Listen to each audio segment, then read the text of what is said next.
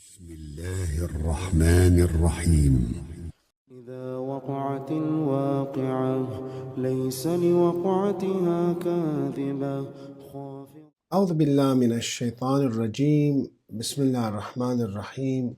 الحمد لله رب العالمين، والصلاة والسلام على أشرف الأنبياء والمرسلين سيدنا ومولانا أبا القاسم المصطفى محمد. اللهم صل على محمد وآل محمد وعجل فرجه، وعلى أهل بيت الطيبين الطاهرين، ولعنة الله على أعدائهم إلى يوم الدين. Welcome to Journey to the Hereafter, Lesson 16, verses 71 to 74 of Surah Al-Waqia. According to Ayatollah Makaram Shirazi, he has 7 proofs that God gives the deniers of the Hereafter in Surah Al-Waqia. Today we're going to be talking about the last proof, that the possibility of Allah giving life to us again, because the polytheists, the deniers, will say it's impossible to give life again. And Allah gives examples from all around us, from cultivation, the seeds, to water we talked about, and today it's about fire. How is fire a sign or proof that the resurrection does exist and that Allah has capability to create us again? Look at verse 71. أعوذ بالله من الشيطان الرجيم. بسم الله الرحمن الرحيم. أفرأيتم النار التي تورون? And have you seen the fire that you ignite? أأنتم أنشأتم شجرتها أم نحن المنشئون? Is it you who produce its tree, or are we the producer? So where does fire come from?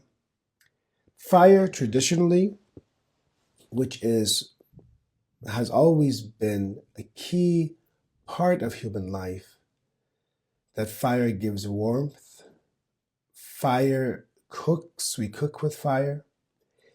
And today after the industrial era, we produce energy, our cars move by fire, energy by burning coal, for example. Trains move by coal, and it is an essential part of human life. Actually, if you think about it in detail, we are existing and we are able to sustain life on earth is being sustained because of the sun, and that is a fire as well. So interesting that fire becomes the last of those 3 parts that we talked about: the seeds, cultivating the seeds, and then water, and then fire. Some say this is a logical sequence, meaning that first you cultivate, then you use that water to prepare or wash or whatever, and then you can cook, because that's how, if you want to make bread, for example, if you want to have different types of food, you need to cook at the end. So let's look at some of these words that we have. أَفَرَأَيْتُمُ النَّارَ الَّتِي تُورُونَ. So the first word we're going to look at is this word here. Is ira, is to kindle, and it comes turun. So the tafsir is, or the vocabulary word, we can see here, ira, to kindle, from which it is derived from, means to light a fire by striking a flint. So some civilizations, when I researched, like the ancient Greek, they produce fire from sunlight and magnifying the sun, for example. Here you have in the Arab society 1400 years ago, by striking a light. And that's how many people, I don't know if you've gone camping or not, I mean, most people have igniters, but they would put 2 types of, a special type of tree that they would have. And Surah Al-Yasin, we talked about that shajara akhdar, that green tree, and they would separate it, put 2 parts, and ignite the bottom slowly. The smoke would come and the fire would start. So in Arabic, one says, for example, he struck the flint and kindled a fire. So that's, kindling, striking a fire. So that's how they, would do it. But the question here is how is fire a sign of the hereafter? Some of the Mufassirin give a good example. They say that when you are burning wood, in reality, what is that wood? It is a tree. And that tree is years of photosynthesis. Because how did a tree grow? It needed sunlight, it needed water, it needed space, for example. It needed carbon dioxide, whatever, different things it needs. But one of it is sunlight. So it takes that energy that might have been gone now because the sun is burning and burning, and now it's gone. Whatever it burns, it's gone. But in reality, plants and trees are storing that energy from photosynthesis, and that's why, you can burn it. You're burning that energy. You're burning that wood that grew from what? From the sun. So it is a way you can say giving life again. This is one way you can maybe look at it, is you're giving life again to that energy. You're reusing that energy that it took for that tree to grow. So just how Allah can take this, you can say this fire. So this is from Tafsir Namun. Allah can take this tree and again make use of it, and we turn it on to fire, we cook with it, we are warm with it. Allah also has that capability to, again, give life to us and, again, bring us back. So in a way, you can say maybe these trees or this energy is being brought back, that energy that was wasted, that is gone now, but the tree stored it. And now when we set it on fire, Allah is bringing that back to us. So when you look at this other word, نَحْنُ جَعَلْنَاهَا تَذْكِرَةً وَمَتَاعًا لِلْمُقْوِيمِ, and we have made it a reminder and provision for the travelers, لِلْمُقْوِيمِ. And one of the definitions for, muqwim, I have it here, is from muqwi as a desert dwellers. So who is in need most of that fire are those that are desert dwellers.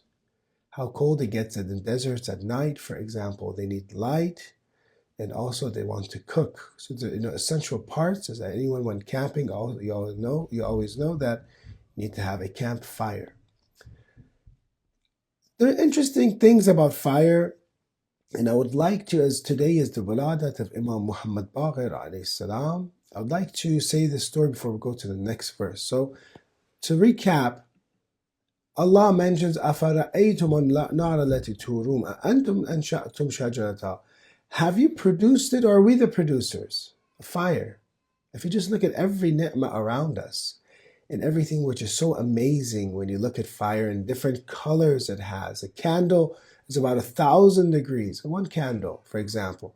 And you have, for example, blue fire. You have yellow fire, according to that level of oxygen that's available for it.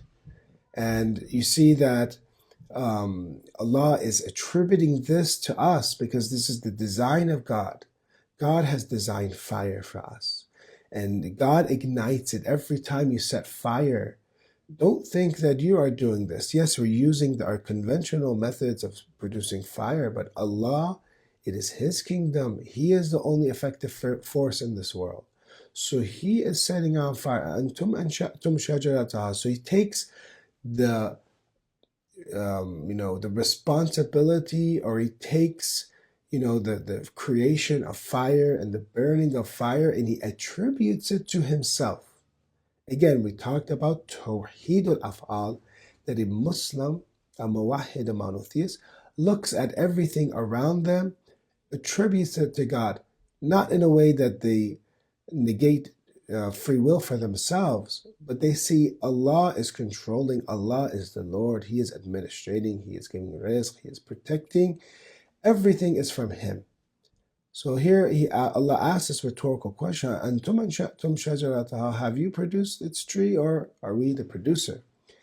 Imam Baqir alayhi salam, who it is the first of the month of Rajab, we're going to talk about this holy month, says that, if you can look in the slide number 4, it's small, but I read for you. Although the palace of Hisham was not a favorable place, he was forced to go to Syria to visit Hisham ibn Abdul Malik, because he lived during the time of in his 19 years of Imamah through 5 of the Khulafa of the Abdul Maliks, 4 of the Abdul Maliks.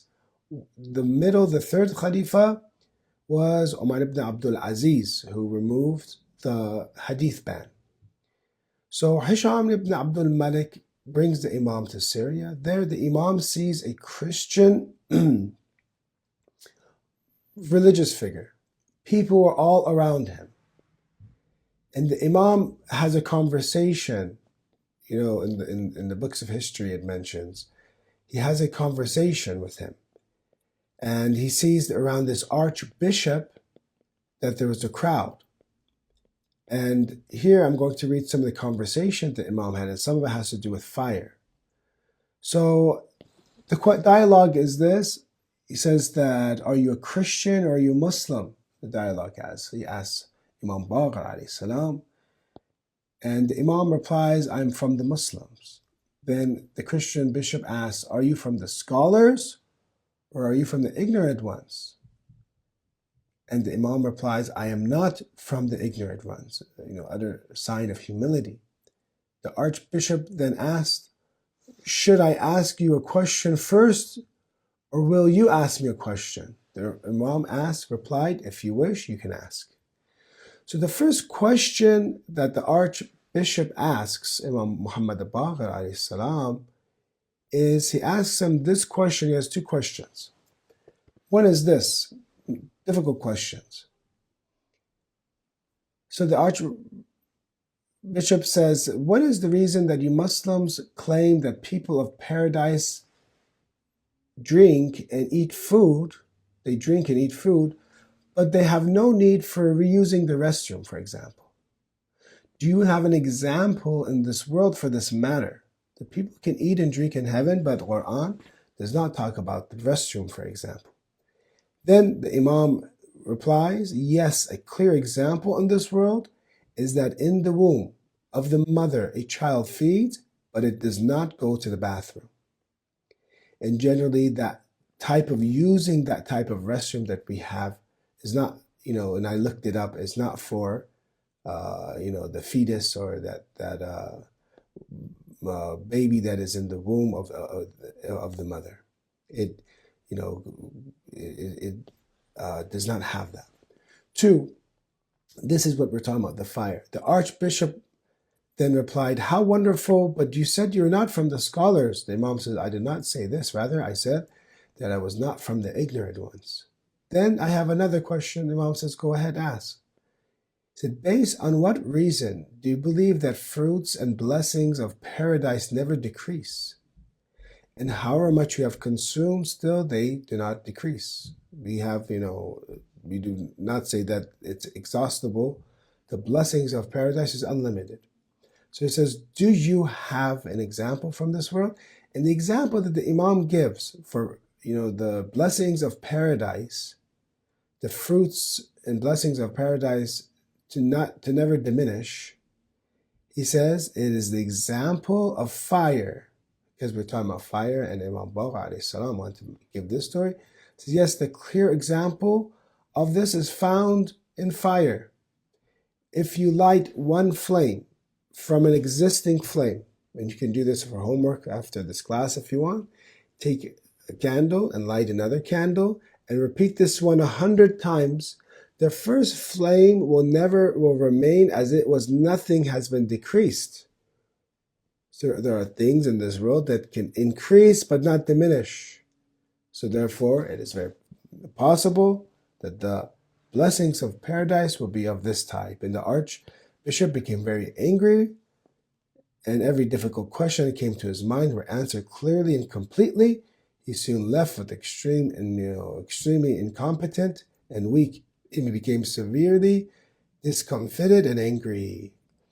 He said, O people, have you brought a great scholar whose knowledge and religious scholarship is higher than of mine, in order to disgrace me and to show the Muslims that their leader is superior and more learned than ours?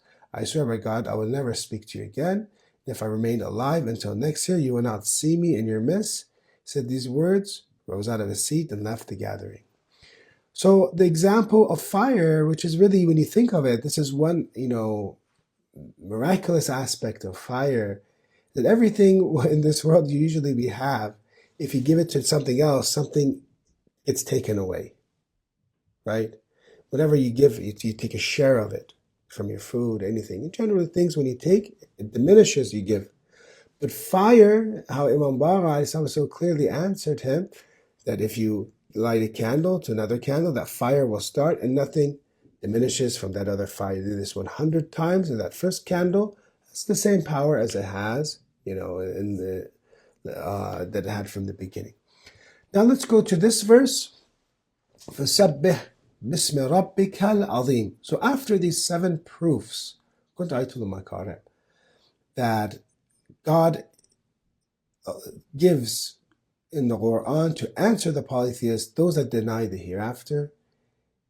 And then as he turns to Rasulullah, because those that understand Arabic, this is ka, rabbik. So this is mukhatab, mufrad is singular. It is speaking to Rasulullah. And it says fasabbih, so therefore Rasulullah, so exalt the name of your Lord. And this command is also singular. Fasabbih bi'ismi rabbik, so therefore exalt the name of your Lord, the most great, after you have recounted the signs of his lordship, and attributing water, we said, rain, clouds, fire, to himself, and different affairs, created them and governs their affairs, and that part of the governance is that they will be brought back to life and requited for their deeds. So therefore, after you see this is clear that we'll be brought back to God and we will be requited for our deeds, therefore, praise Allah, praise the Lord who is Alim, whose creation we understood is great, so who hereafter in the other world that He's created for us is also great. So so God turns His attention away from them and towards His Prophet. So interesting, He is talking to them, because you remember these verses are plural. If you look, antum anshatum. Even though in English we say you, this you, it's plural, means mushrikeen. Now, antum, did you produce it or Allah produced it? He's talking to them. But now He talks to Rasulullah. So this is as to show, this is from Al-Mizan, Alamat al-Tabai. This is as to show that the idolaters do not comprehend what is being said. They're not going to understand at the end. So instead, God tells His Prophet to glorify Him. Rasulullah, of course, you understand. You glorify me. And declare Him above their idolatry and denials of the resurrection and final judgment. Looking in more detail at the command, so celebrate in the name, fasabbih bismih, and the fa, so, shows that the celebration of God's name follows from the exposition that has just been given above. Okay? So this goes back to that, and Allah is Al-Azim, the All-Supreme. So who will at the end understand the magnificence of God? Who will understand truly the Creator, the Rabb, the Lord? It is Rasulullah. After him, the Imams, Ahlul Bayt. After them, those that follow the teachings and guidance of Rasulullah. If you want to understand Allah, you see how much attention Allah gives to Rasulullah, because he truly knows Allah. So therefore, this is a reminder for us, if you want to get to know God, if you truly want to praise Him, then follow Rasulullah, love Rasulullah, do tawassul to Rasulullah, connect to Rasulullah and His immaculate family. There you will be a knower of God. There you will be a worshipper of Allah, because it is the best way for us to reach completion is by following and emulating. And once you see that Rasulullah has such a great status in the Quran, that Allah shifts His conversation from the mushrikeen, that in a way you can say, they will not understand me. They will not understand what we are talking about. Rasulullah, you do, so therefore you exalt me and you do tasbih of me. Therefore we see that how important it is to follow the message of Islam. That is the message to know God. And we understand from this how Ahlul Bayt, we have the traditions, Bina urif Allah, Bina ubid Allah. Through us, Allah is known. Through us, Allah is worshipped. Because they are the path. And they have the instructions. And connecting to them will make us a true muwahhid. The month of Rajab has dawned upon us. And it is a great month. I would like to take time to talk about this important month. I'll start with some of the traditions that talk about Rajab being a nahar, being a river. From Imam Kadhim alayhi salam, we have the tradition that is more white than milk, sweeter than honey, and that is those that will drink of it will be those that fast in the month of Rajab, fasting in the month of Rajab. Many of us, we might after Shahr Ramadan have been disconnected to God. Rajab is a downhill opportunity to reconnect to God. Imam Kadhim alayhi salam in narration says, Rajabun shahrun azim. It is a great month. Yudha'if Allah fihi al-hasanat. Allah multiplies the good. You do one, for example, fast, it equals to 30 days of fasting, for example. وَيَمْهُ فِيهِ السَّيِّئَاتِ. And Allah removes the evil action in this month. If we have done bad from before, it disappears. It gets erased from the month of Rajab and act. God has an angel in the 7th level, and they call this يُقَالَ لَهُ الدَّاعِي. It is called الدَّاعِي, meaning it calls. That's what the angel does, it calls. It says, proclaims things. This angel, فَإِذَا دَخَلَ شَهْرُ الرَّجَبِ, in this tradition, it says, يُنَادِ ذَلِكَ الْمَلَكِ كُلَّ لَيْلَةٍ مِنْهُ إِلَى الصَّبَاحِ. This angel proclaims, it is a da'i, from the night of Rajab, the nights of Rajab, to the morning, Tuba lidhakirin, Tuba lita'in. Good news, glad tidings to those that remember God. Tuba lidha'in, those that do ta'ah of God, those that obey Him, good for you, at night time to the morning. Then God says in this hadith, يقول الله تعالى, أنا جليس من جالسني. I am the one who sits with whoever sits with me. If you sit and have a meeting with God and you converse with Him, talk with Him, He is sitting with you. He is watching you. He is listening to you.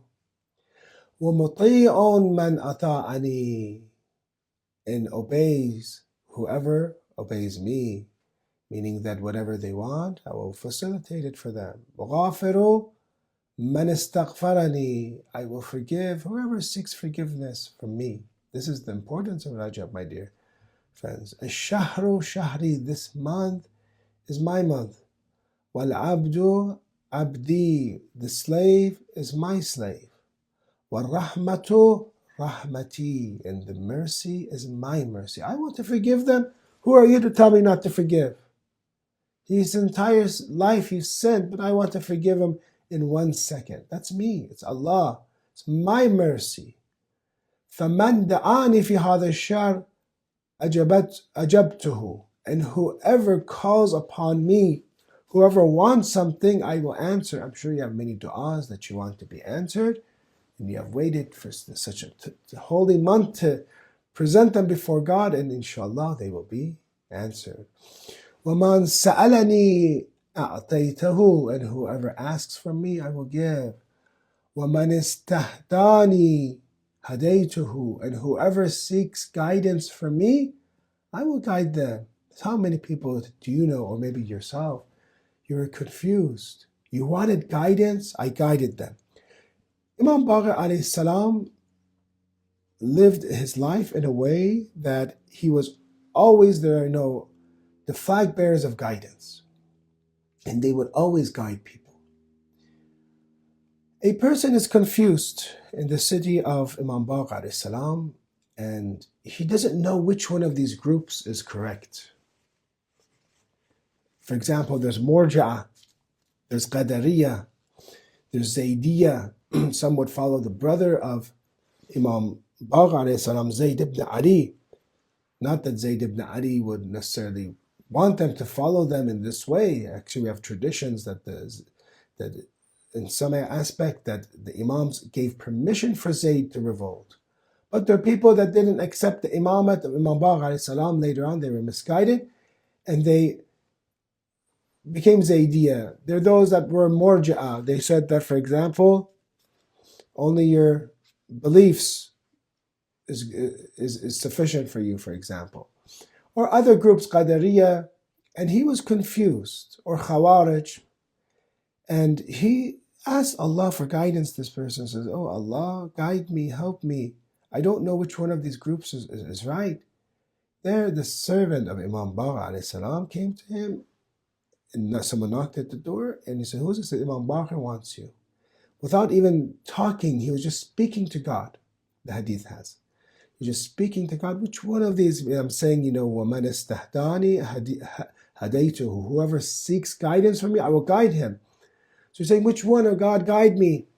And then Imam Baqir alayhi salam, he meets him, and Imam Baqir read his mind, knew what he wanted, because he wanted guidance from God, and God is giving him guidance through Imam Muhammad Baqir alayhi salam. It tells him, La Zaydiyah, for example. La ila Zaydiyah, la ila al-Murja'a, la ila Qadariyah. Ilayna, come towards us, come towards us. So when Allah wants you to be guided, where does He send you? He sends you to the ziyarat of Imam Hussein alayhi salam. He takes you to the majlis of Imam Hussein. Takes you for the Rosa and crying for Imam Hussein alayhi salam. Remember, month of Rajab, it starts with the ziyarat of Abu Abdullah. Allah takes you to Ahlul Bayt. Allah takes you to His Prophet, because that is where guidance is. وَجَعَلْتُ هَذَا الشَّهْرَ حَبْلًا بَيْنِي وَبَيْنَ عِبَادِي. I've placed this month as a rope between me and the slaves. There's a rope that has come down from yesterday. If you look, if your eyes could see, there's a rope that has come down, and it says, فَمَنِ اعْتَسَمَ بِهِ. And whoever takes this rope, holds on to this rope, وَصَلَ إِلَيَّ, will reach me. You take this rope and go up. Take the rope of the month of Rajab and go up, inshallah. We are blessed to have this class today with the Waladat of Imam Muhammad Baqir alayhi salam, who in 19 years of imamat became one of the imams, one of the divine guides that was unprecedented in sharing knowledge, that he tore apart knowledge, splitter of the stomach of knowledge. And he had followers in Medina, students like Muhammad ibn Muslim, Jabir ibn Yazid, Ju'fi, others, thousands of narrations they learned in Kufa and even in Khurasan. And he is someone that everyone respects, because he had that opportunity to share the knowledge of Ahlul Bayt. Him and Imam Sadiq maybe have tens of thousands of our hadith that today we owe them, and they had an opportunity that other prophets wished that they were in that circumstance, but they were never at that circumstance to spread that much knowledge. So I'm sure that whenever you read hadith, you'll see the name of Imam Baqir alayhi salam, Imam Sadiq alayhi salam, and we ask Allah to grant us, inshallah, guidance, forgive our sins, make us worship Him, inshallah, allow us to worship Him in this important month, and to learn from Rasulullah how Quran in Surah Al-Waqia mentions, فَسَبِّحْ بِسْمِ رَبِّكَ الْعَظِيمِ. So exalt the name of your Lord. May your lives be full of exalting Allah. Inshallah, forgive our family members and bless the soul of our deceased, and give shafa to the sick, and help the oppressed, and expedite the return of our Imam with a salawat ala Muhammad, Ali Muhammad, wa ajjal faraj.